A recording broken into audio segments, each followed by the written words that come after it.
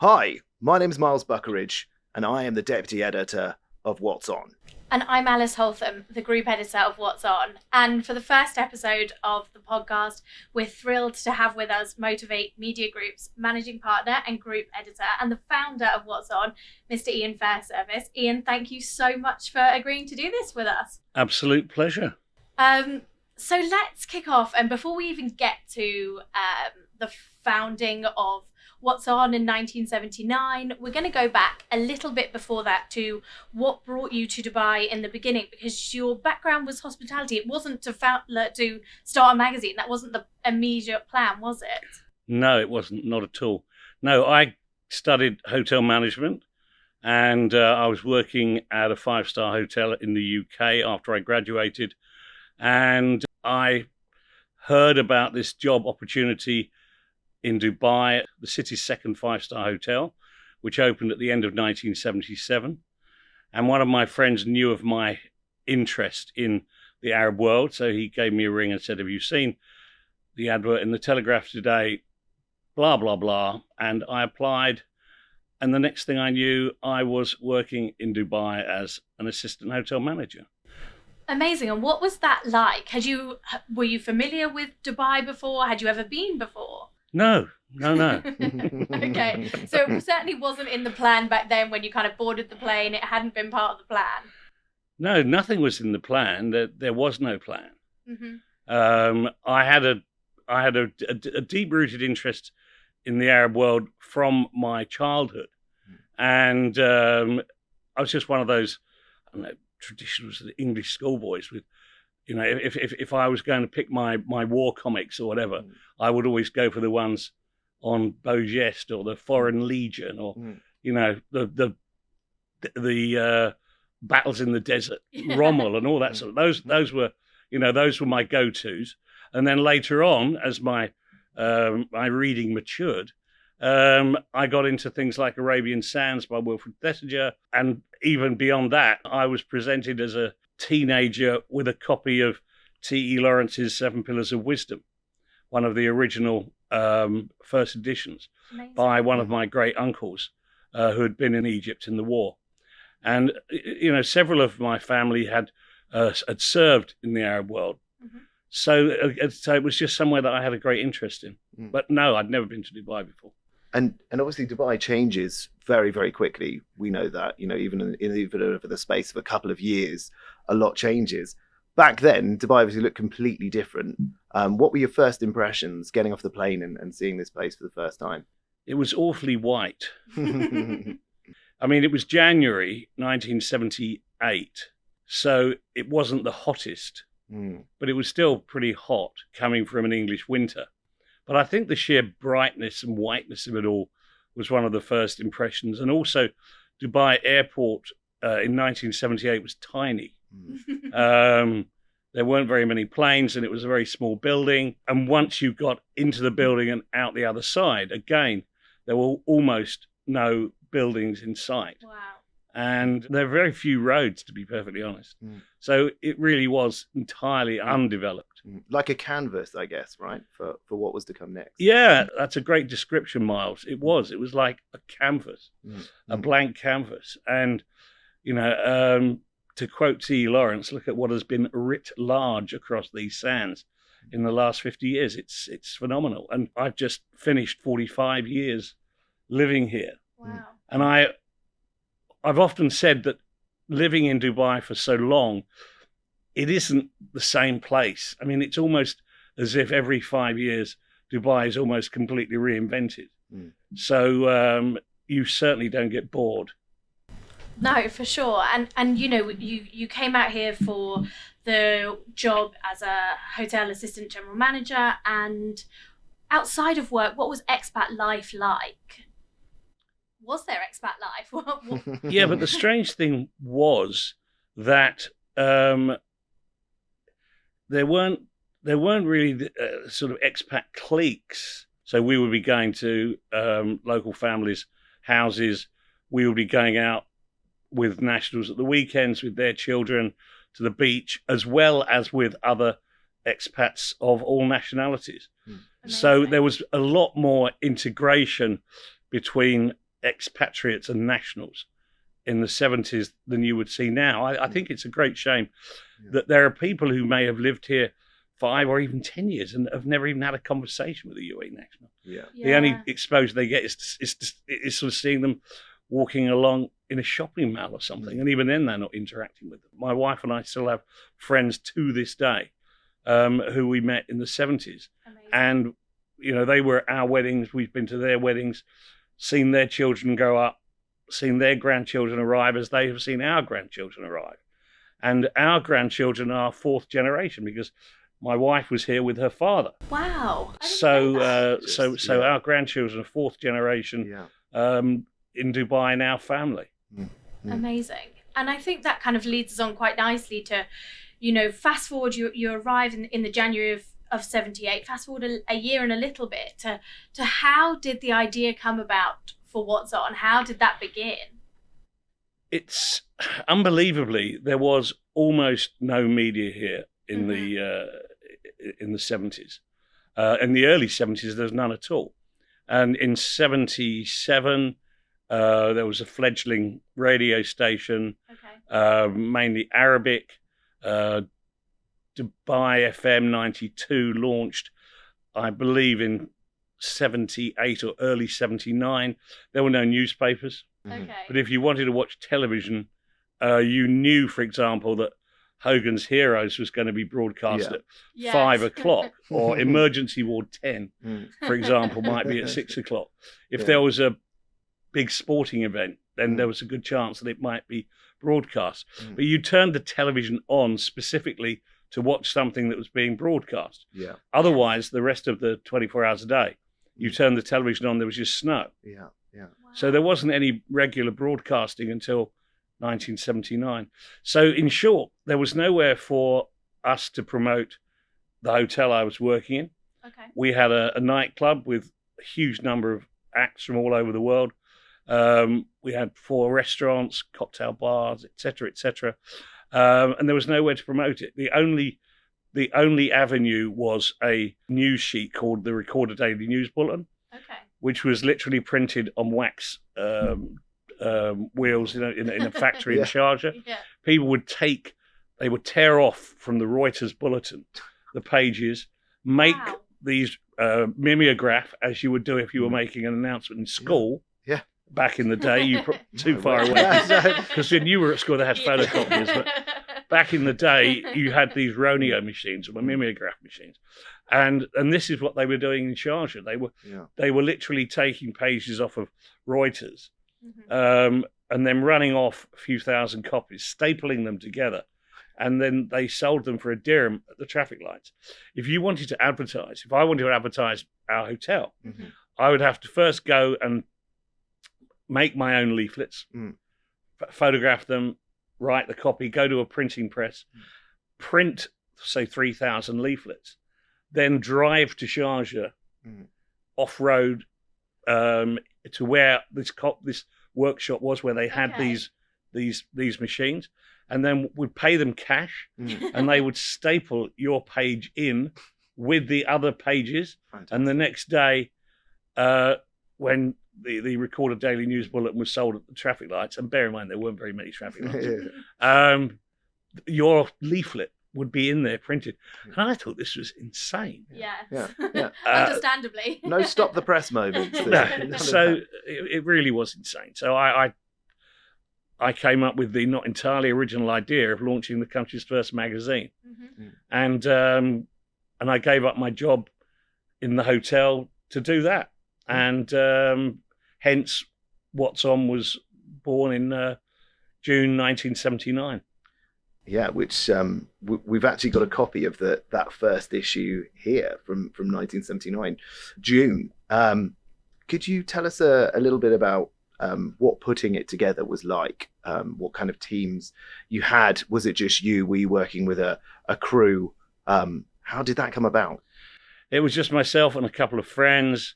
There was an incredibly talented designer called Brian Adams, who had he was doing palaces. He was doing, for example, he did designed the first Dubai duty free. and all sorts of the retail and residential. He was one of the first architects here and interior designers. And his wife was an interior designer, Daphne. They had become very, very close friends. And when I told them about my idea to do a magazine, they sort of leapt to the fore, and we would take the pages round to their office where they would be doing their interior design and architectural work, and pot of cow gum and galleys from the printer, which were made, by the way, with lead. Wow. I mean, Wow. so it was individual letters, as you would see if you're watching a black and white movie of the newspaper industry back in the West in the 1940s and 50s. So we would get the galleys made. Most of the copy I wrote. I had a couple of other people who contributed. Do you remember and then any of those features that you wrote for that first issue? yeah, I remember them all. Do you? I mean, there was What's On Eats Out, which was my food column, which I did for about 15 years. Wow. I did a feature at the back called the June Beat Disco, which has got a photograph of me behind the disco, but it's a beard painted on.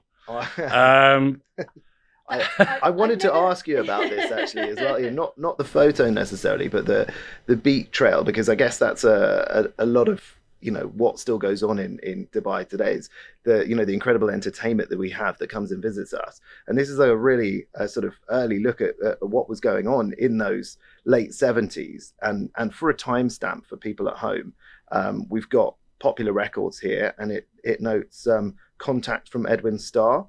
YMCA, I think most people will know that, even if they're predates their birth a little bit. And Gloria Gaynor's I Will Survive. Some absolute bangers in there. Absolutely, yes. I mean, the thing was that after a few months of doing What's On, there was virtually no income. But luckily, at the same time that I had decided to launch What's On, one of my friends, Gordon Hawthorne, who was on Dubai Radio, he was the first DJ on Dubai Radio, he sold me his mobile disco from England. Amazing. So we'd brought it over from England a few months before I started What's On. And actually, for the first year or so, we had more income with me as a DJ than we had from What's On magazine. I actually read about this. I read somewhere that really that in those first few months that What's On was arguably funded by the mobile disco that was sort of done on the side. It was, yeah. Amazing. Absolutely. We've got a big question related to that as well. What was your DJ name, Ian? No, I mean, I called the disco, or myself and Colin Bramson, who was my friend who did it with me, we called the disco the June Beat Disco. Our logo was a great big red board with a sand dune on it. So playing on downbeat, we became June Beat. But Colin and I both acted as DJs. And as things got busier, our first art director, Russ North, also got involved. He became our roadie. And we were doing sometimes 3 or 4 discos a week. Amazing. Yeah, and I mean, I think, we've started to talk there about Dubai starting to grow, more hotels then. We're coming up across the Emirates. And as Dubai grew and the UAE grew, so did the brand, and anyone who's kind of been into our office will have seen that in the office we have a timeline from when you started What's On to kind of almost up till now, all the kind of amazing things that have happened for the brand, not just What's On, but sort of the multitude of brands that now fall under Motivate Media Group. The Great Wall of What's On. The Great Wall, well, I don't know if we can claim it as just a What's On wall anymore. No, I think we have it's to say the Great right. Motivate Media Group wall. Yeah. And there are some incredible memories, I'm sure, for you on that wall. Celebrities visiting, dignitaries visiting. Tell us about that sort of in the 1980s. I actually heard you recalling to somebody recently a special moment with when Muhammad Ali visited. Yeah, in November 1982, Muhammad Ali paid a surprise visit to the Emirates. He was fundraising for a mosque he was building in the US, and as happened from time to time, I got a call out of the blue would I like to do an interview with Muhammad Ali? Wow. And what a tough decision. he to make. hadn't given an interview for many, many months since he'd learned of the fact that he'd contracted Parkinson's. I was one of the first journalists that he told. And I met him at what was the Dubai International Hotel, which is now the Royal Meridian by the airport. We had a breakfast meeting. I recorded it. I still have the entire recording of the interview, which I then ran in the following month. And the strange thing was he said to me at the end, we spent an hour or so together, and then he said, "What are you doing now?" And I said, "Well, I've got a son who's just a couple of weeks old, Robert, who's now 40. But at the time he was a couple of weeks old. I said, so I'll be heading home this afternoon. It was a Thursday, to spend the weekend with my wife and my young son." And he said, they've named a hotel after me. He said, "Why don't you come and spend the weekend at my hotel?" No way. Wow. I said, "Your hotel?" I said, "What's it called?" He said, "It's called Jebel Ali." Hell of a sense of humor. Yeah. So I went home, saw Rob, saw Jan, and said, "Look, sorry about this, guys, but I'm off to spend the weekend with Muhammad Ali." And it wasn't a +1. There was no +1. There was no +1. Yeah, it was absolutely amazing. And there were other people. I once spent the weekend with Eartha Kitt. Similarly, I went to interview her in Elaine, and then she said, "Why are you rushing off? Why don't you spend the weekend? I'm here on my own." Another time I found myself with David Bailey, the photographer. Wow. What was that like? He was amazing. Yeah. I was just called by the general manager, Samir, of the Holiday Inn in Sharjah, and they said, "We've got a photographer coming in doing some work for Cathay Pacific, and we're supposed to host him tonight. Wow. And he's taking photographs from them all over the region. Would you have dinner with him if we just host it for you? Would you just come and have dinner with him?" And I said, "Yeah, sure." I said, "I'm pleased to. He might be interesting. I might get some pictures of him or whatever." A photographer. And I went there to 7:00 in the evening, and I walked into the cocktail bar at the Holiday Inn, and there was this chap. He's only one person in the bar, which wouldn't have been unusual. And he had his back to me, and I walked towards him, and then he turned around, and it was David Bailey. So Just that was wild. Yeah. that was a surprise. So I spent the evening, had dinner with him, and so it was bizarre, the number of famous people who came through and have always come through. It's been a privilege to be able to meet and spend so much time with so many fascinating personalities. Was there anybody that really surprised you, who you interviewed and you were like, "Gosh, I didn't think they'd be like that"? Definitely Eartha Kitt. Okay. She surprised me with her insecurity. Wow. She also gave me some remarkable quotes. I remember she said to me, she was talking about how lonely she was most of the time. She said, "No one comes to my dressing room because they assume it's already full." Wow. Yeah. Which is a great That is one-liner. Beautiful. Yeah. But yeah, Shirley Bassey, she was fascinating. I interviewed her twice. And Bobby Moore, we had in 1982 also. It was a good year for sports personalities, because we had 8 of the 11 1966 World Cup players here for 10 days in the What's On World Cup tour, celebrating the 1982 World Cup. And we need to try and bring that back. well, we'd picked up the rights for the FIFA official program for the Arab world. I can't remember how, and then we had to finance it somehow, so we sold lots of advertising in it. And then talking to a friend of mine, Terry Scott, I said to him, "How are we going to promote this?" And he said, "Well, I know Bobby Moore." And I said, "Well, let's phone him and see if he'll come out and he can sort of launch this 66 World Cup program." So I called Bobby Moore, and he said, "Well, I can bring some of the guys with me if you've got a bit of a budget." And we ended up with Bobby Moore, Martin Peters, Jeff Hurst, Colin Bell, Ian Callahan, and we had 8 of the original squad. Plus we had 3 stand-ins. So we had, I think, Alex Stepney stood in for Gordon Banks, who had car crash and hurt and gone blind in one eye. He couldn't play. The two Charlton brothers didn't come, so we had Mike Summerby and one other player who replaced the other Charlton brother. But it was amazing. We played football every day with a different national team, UAE team, each of the Emirates national teams, top expat teams, and nobody scored a goal against them.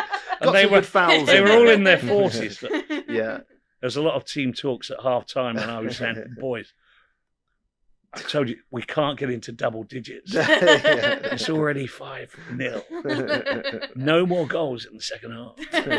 Then we'd end up with them teasing me and finishing on 9-0.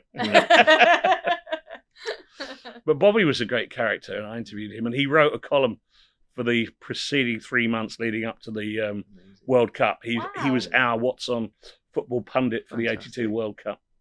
That's fantastic.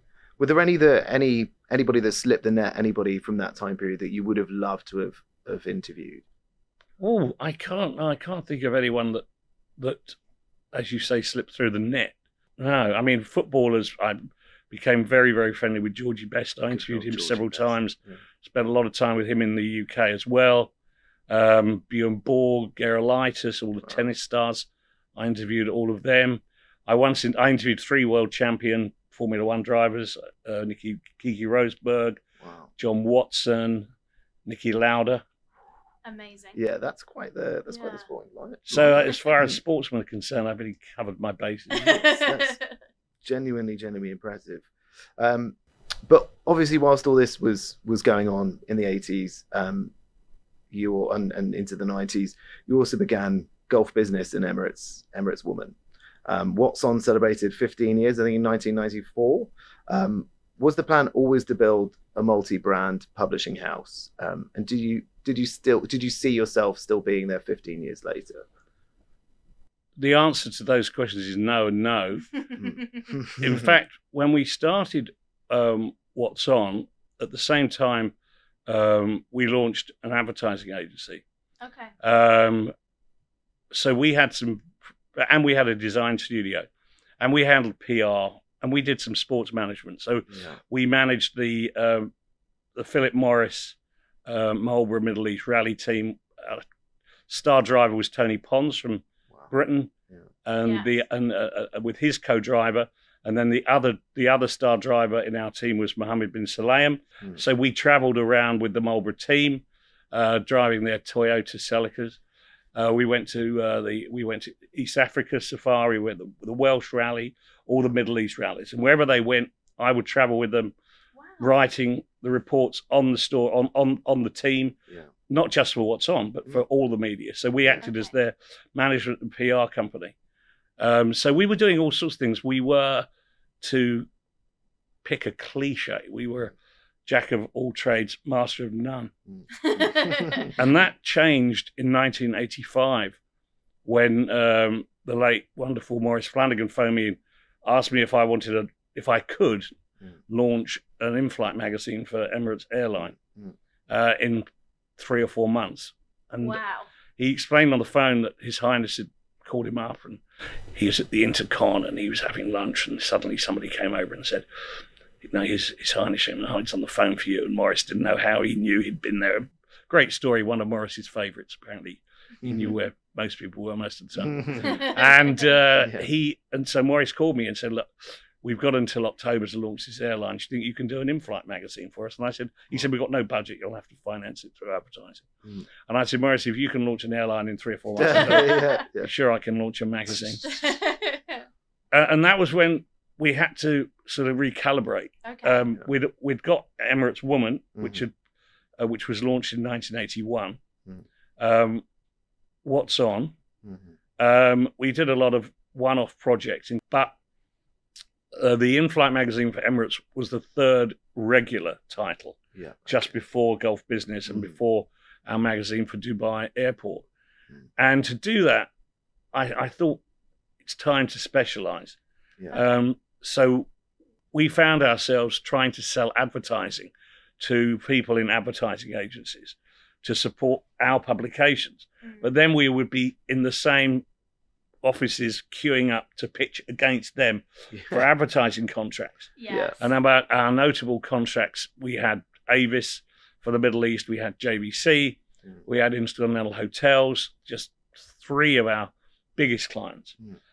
So we were competing with the advertising agencies who we then expected Yeah. to To support. work with you on the Yeah. magazines. Yeah. So I took the decision, much to my business partner's shock and horror, to resign. We gave 6 months' notice Wow. to all of our clients. Mm, mm. And then we went and I saw all the heads of all the advertising agencies.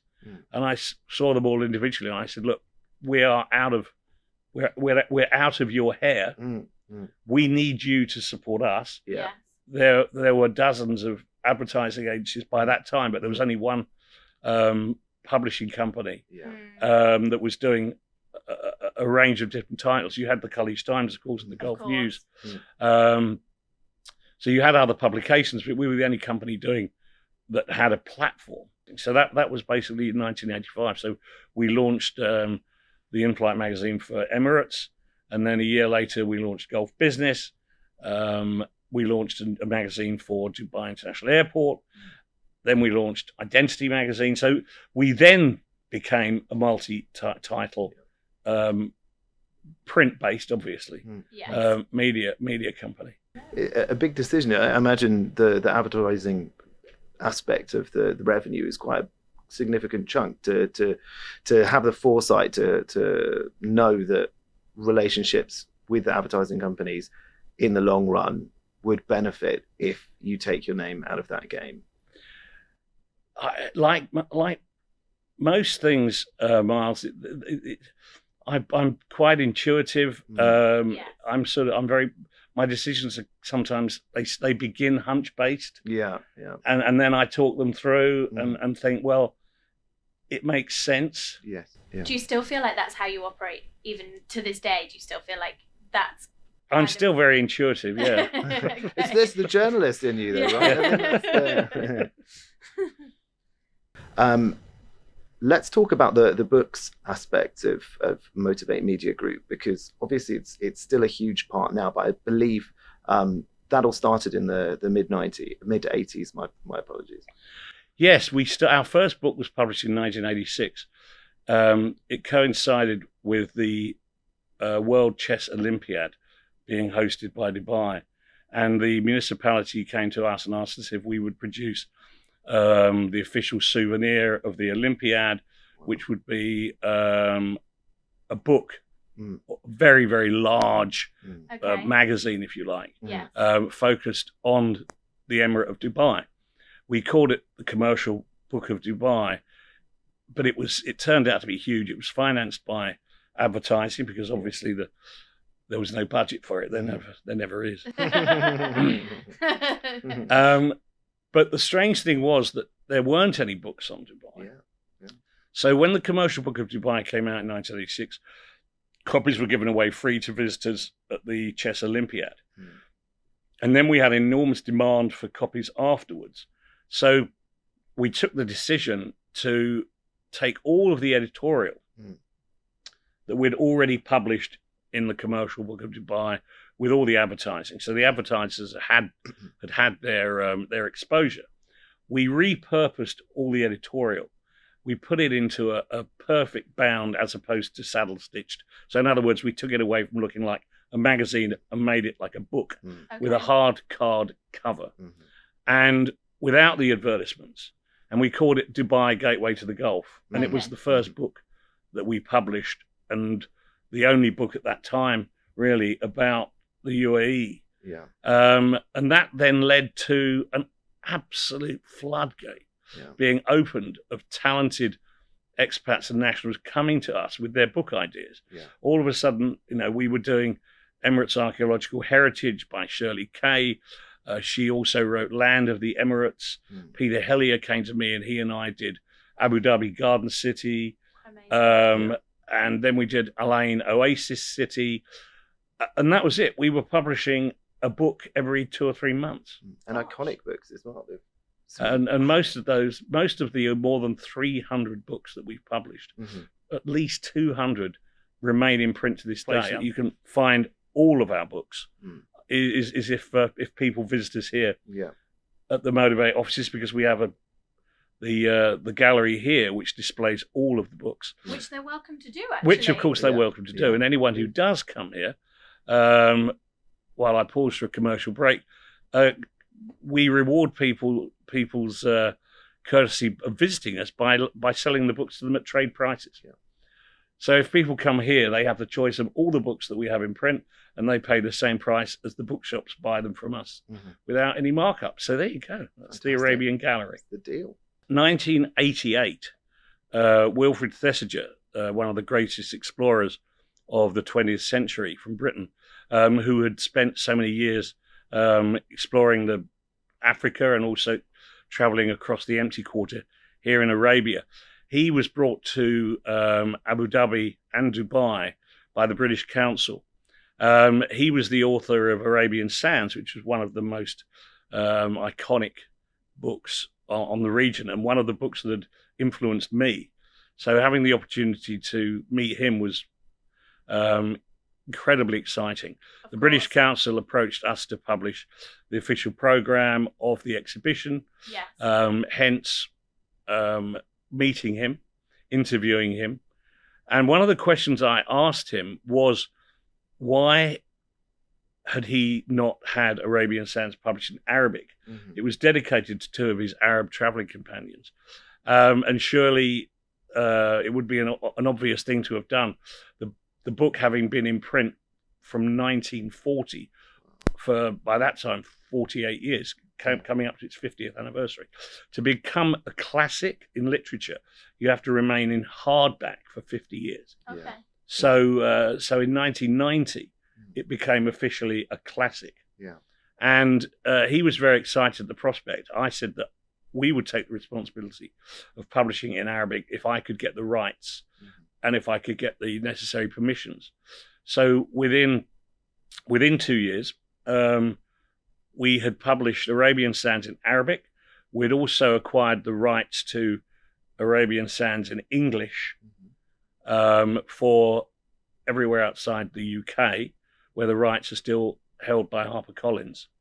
And at the same time, then I did a bit of a sweep, and I picked up the rights to Visions of a Nomad, Desert, Marsh and Mountain, two of his other classic coffee table books. Mm-hmm. And then we really built Wilfrid Thesiger into a bit of a publishing industry for Motivate. And from 1988 until he passed at the age of 93 in 2003, we did 14 books together. Wow. Yeah. And traveled all over the world, doing book launches, presentations, speeches, lectures. It was an absolutely amazing period. And he, because of his books being republished or new books being published, he was recognised again by the British establishment, and he was knighted. So he became Sir Wilfrid Thesiger. I took him 3 times for 3 of our most significant launches here to meet with the late president, Sheikh Zayed, in Abu Dhabi. Yes. And each time we spent upwards of an hour to 2 hours with the president, talking about their reminiscences, because Wilfrid and Sheikh Zayed were contemporaries. Wow. In the 1940s. They went falconing together, and Wilfrid had spent all this time in the desert, and Sheikh Zayed had spent a lot of time with him. So along with Salim bin Kabina, Salim bin Kabesha, and Al-Amer, 3 of the companions, we went and visited all of the sheikhs. I mean, whether it was Sheikh Sultan in Sharjah or Sheikh Zayed in Abu Dhabi, Sheikh Hamid in Fujairah, Sheikh Tahnoon, Sheikh Surur, all these people that Wilfrid had known in their youth. Yes. And they were all very, very excited to have opportunities to get together with him and to reminisce about the 1940s and 50s when he was when he spent over 5 years traveling with the Bedou in the desert. I can't imagine being a fly on the wall in those conversations. No, honestly. And I guess as well, like the 2 of you both being Brits and both exploring slightly different planes. You certainly exploring the commercial, the new, I guess, that growing oasis that was happening in Dubai at the time, with commercial opportunities. And I think with the books, you also went on to feature some other very prominent, highly relevant to the UAE. Oh yes, for sure. I mean, beyond Thesiger and Ronald Codray, with whom we did a dozen books, Nurali Rashid, Ramesh Shukla, these are our classic backlist from the 80s and 90s. But then we were terribly privileged and honoured to be asked to publish the first autobiographical book by His Highness Sheikh Mohammed, now the ruler of Dubai, and at that time the Crown Prince.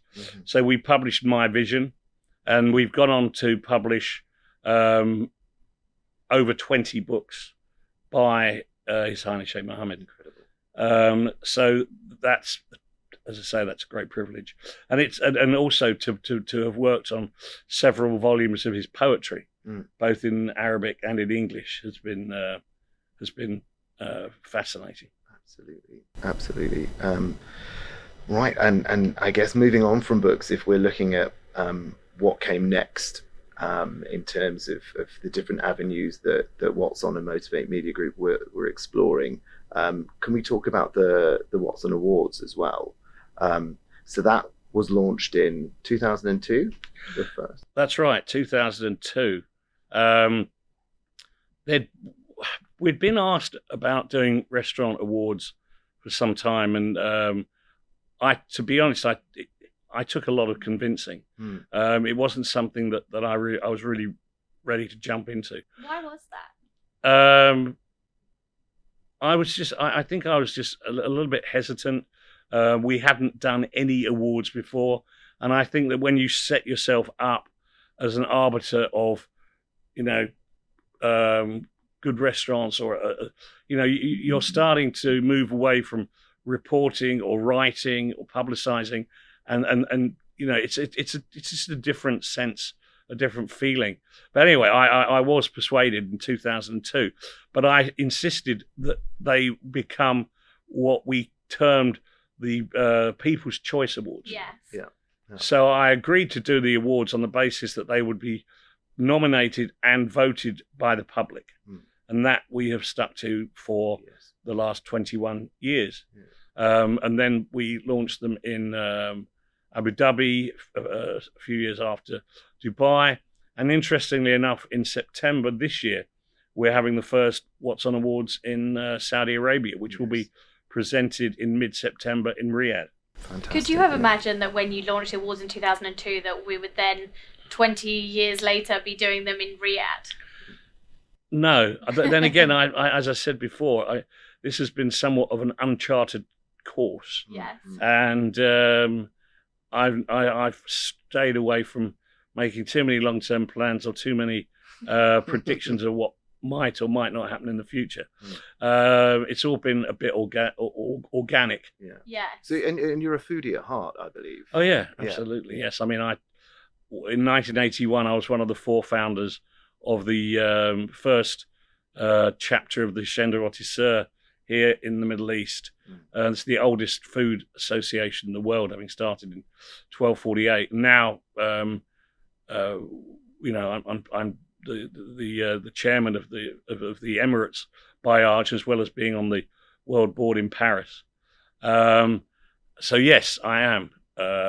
It's one of my great interests, which is, I guess, goes right back to me having been to hotel school in the very beginning. And I mean, we've sort of talked about What's On, and we've talked about kind of the growth of the magazines, and we've talked about books, but there's many other arms to Motivate that we haven't touched on. Tell me a bit more about, the launch of Val Morgan and some of the other partnerships that we've done. And obviously Dubai Links is this huge part of kind of the wider Motivate infrastructure. Well, you're right to mention Val Morgan. That was our first major joint venture in 1998.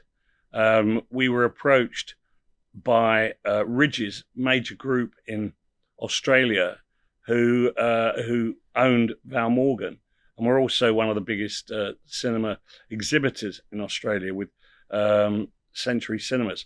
And they were opening 6 cinemas in the first modern multiplex, which was here in Dubai.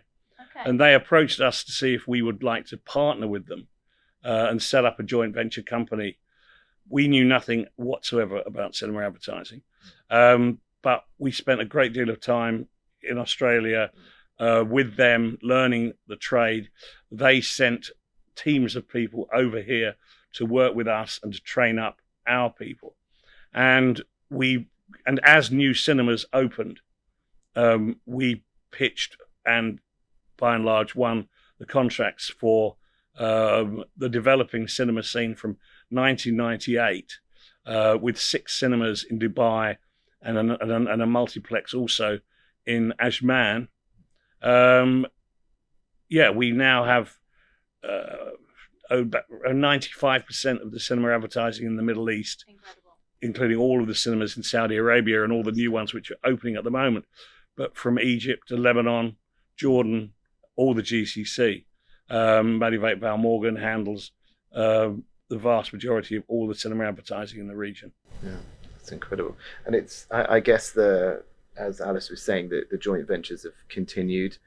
Some of the more recent ones, we've seen some very innovative ways of advertising on modern apparatus. Can you share some of the insights? Yeah, we very recently were invited to joint venture with a South African company who have a patented system of advertising on the up side of escalators. Yes. And we have just recently, in the last few weeks, won our first contracts.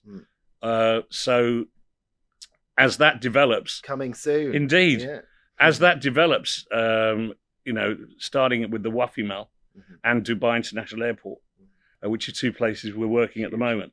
So when you are looking at the escalator in front of you, as the escalator moves, the side facing you, the up face, contains a continuing image. I compare it, if you like, to a child's flicker book. Yeah. So if you make an image and change it slightly on every page and then flick it, Yeah. that's exactly what's happening when you're looking at the advertising on escalators. So you can actually give the impression that this is a moving image. Yeah. That's one of the newest joint ventures that we've done. But also from Australia, 3 years ago, we created a joint venture with Vamp, which is an influencer company who came out of Australia, Hong Kong, UK, and then they approached us to joint venture with them in the Middle East. So Vamp has 7,000 influencers contracted to the company. Here it's called Motivate Vamp. Yeah. And those influencers reside all over the Middle East. And through the Vamp network, we have access to a further 50,000 influencers globally. Wow. But here in the region, we have 7,000 with whom we work exclusively. And again, I mean, when setting up What's On in 1979, whoever would have thought that we'd then have an influencer, content creator division to the business. Well, who would have thought we'd have had this beautiful podcast studio? That is very the glory days of radio are back again. It certainly feels that way. I think as we move sort of looking and sort of the turn of the century, as we move into the early kind of 2000s, Dubai was really becoming bigger, on a global scale. We had, the Burj Al Arab, the Burj Khalifa. Do you feel like this was a turn? Where was the turning point on a global scale where people started to show real interest in Dubai, kind of, and sort of take it more seriously, I guess? I would go back a little bit further. Okay. I think that people started to take serious note of the Emirates, and as you say, I think particularly at the time, Dubai was getting its share of publicity. Yes. I think really from the mid-90s, early to mid-90s onwards. I think by the time we reached the millennium,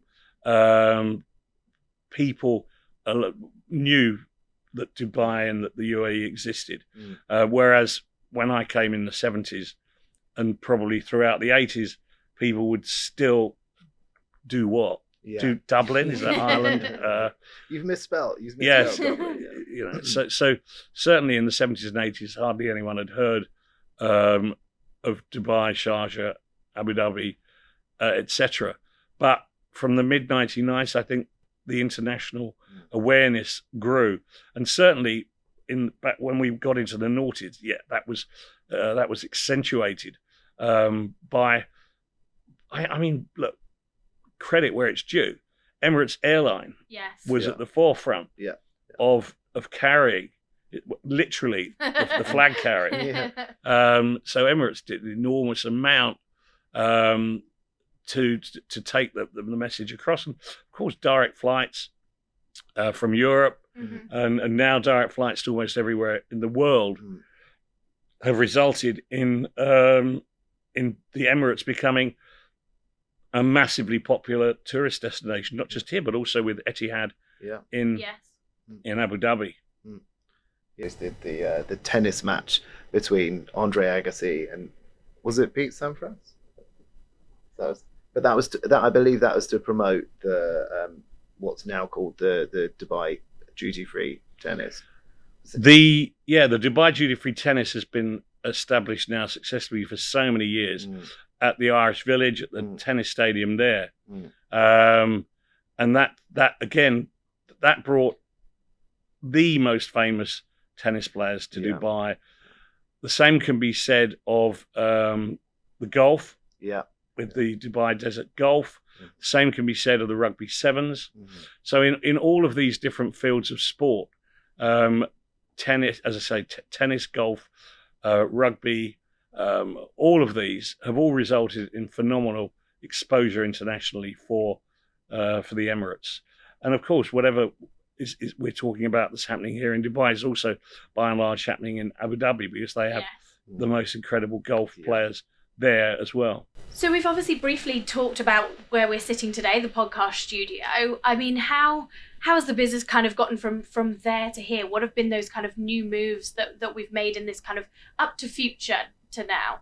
I think if I look back 12 or 15 years in particular, the company has changed so much.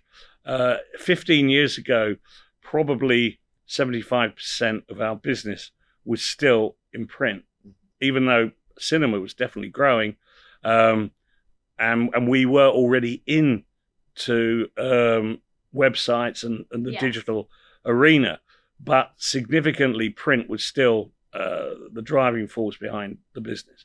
Now, fast forward 15 years, and print is barely 18% of our business.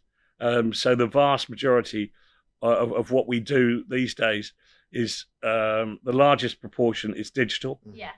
With all of our websites, and producing content not just for our own websites but for other people, producing as we are today at podcasts ourselves. But even before this beautiful studio was built, we were already producing podcasts for other people. And so that continues. So the whole shape of our business has changed significantly in that period. Yeah. No, it's been incredible. The range of different areas that we cover now that we're able to put out as services for other people, but also the content that we create for ourselves. It's remarkable. Now we've got some quick fire questions for you, Ian, if that's okay. So please don't think about them too hard. Just first No thought pressure. off the top of the head. No pressure. So we're going to start off with, what's something that not many people know about you? Well, unless you were at the literary festival this year, probably most people don't know that apart from golf, one of my hobbies or passions, I would say, is writing poetry. Fantastic. Amazing. Writing and performing poetry. Fantastic. Love it. Where is your favorite place to go in Dubai that not many people know about? A hidden gem? Well, the favorite place that my family go and where I can be found all sorts of times, is the Jebel Ali Golf Club and Resort. It was opened in 1982. It was the first sort of beach resort, and they've kept up to date with everything over there. I love going over there to play golf. The kids love to go over there, if not playing golf, then using the beach facilities, the marina. So a lot of people will be so much more familiar with the modern resorts, but as far as the Fairservice clan are concerned, can't beat Jebel Ali. Where the heart is, I love it. And at what point did you realise that you were here for the long haul? That Dubai is your forever home? I think it just crept up on me. I mean, I met my wife here in 1980. We got married in 82. I think probably, certainly by the 90s, by the time we had 4 children here at school here and what have you, I think the realization had come that we were here for good. And since then, you know, we've been blessed with 4 grandchildren born here as well. So yeah. I think certainly by the 90s we realized that this would be permanently our home. Fantastic. And what do you think Dubai can teach the rest of the world? Wow. Well, I think it can teach the rest of the world that if you don't change your government every 4 years and change every policy that the previous government started working on, it's amazing how much you can actually achieve. A little bit of cooperation, even from transferring power from one governing body to the next. One of the examples I like to cite is that when I left England in the 70s, they'd been arguing already for about 15 years about where to put the new runway in London, and I flew into one of the smallest airports in the world. And now, 45 years later, they're still arguing in England about where they want to put this extra runway. They still haven't decided, and we have the 2 of the biggest airports in the world in Dubai. One the biggest by physical size, and the other one biggest by passenger numbers. So I think having having continuity of governance is, and of course, I'm not saying that there shouldn't be democracy, but if people could only understand that cooperating with the outgoing, cooperating with the incoming government, just imagine how much the West could achieve if they didn't care who took the credit. Absolutely. Amazing. Ian, thank you so much. This has been wonderful. An incredible pleasure. Thank you so much for your time. Thank you. Pleasure.